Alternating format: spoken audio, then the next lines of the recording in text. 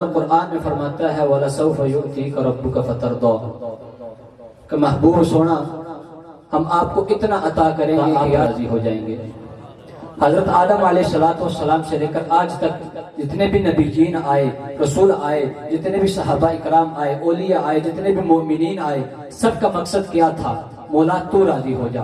حضرت آدم علیہ السلام 300 سال تک روتے رہے، مقصد کیا تھا؟ مولا تو راضی ہو جا۔ حضرت نوح علیہ السلام نے 950 سال تک تبلیغ کی، مقصد کیا تھا؟ مولا تو راضی ہو جا۔ حضرت ابراہیم علیہ السلام نے بیٹے کی گردن پہ چھری چلا دی، مقصد کیا تھا؟ مولا تو راضی ہو جا۔ بیٹا اتنا فرما بردار، عرض کی اے بابا جان اگر یہ رب ذوالجلال کا حکم ہے تو پھر آپ چھری پھیریے میری گردن، رب ذوالجلال کا حکم پورا کیجئے، مقصد کیا تھا؟ مولا تو راضی ہو جا۔ حضرت زکریا علیہ السلام کو اپنی قوم نے شہید کر لیا، آپ کچھ نہ بولے، مقصد کیا تھا؟ مولا تو راضی ہو جا۔ حضرت یحییٰ علیہ السلام رب ذوالجلال کا پیغام لے کر اپنی قوم کے پاس آئے، انہوں نے آپ کو شہید کر لیا، مقصد مولا تو راضی ہو جا۔ آپ نے شہادت قبول کی، مقصد کیا تھا؟ مولا تو راضی ہو جا۔ آج ہم اس محفل میں بیٹھے، مقصد کیا؟ تو راضی ہو جا۔ گھر بار چھوڑ کر آئے، مقصد کیا؟ مولا تو راضی ہو جا۔ کاروبار چھوڑ کر آئے ہیں، مقصد کیا؟ مولا تو راضی ہو جا۔ کوئی نماز پڑھ رہا ہے، مقصد کیا؟ مولا تو راضی ہو جا۔ کوئی رات کو اٹھ کے نفل پڑھ رہا ہے، مقصد کیا؟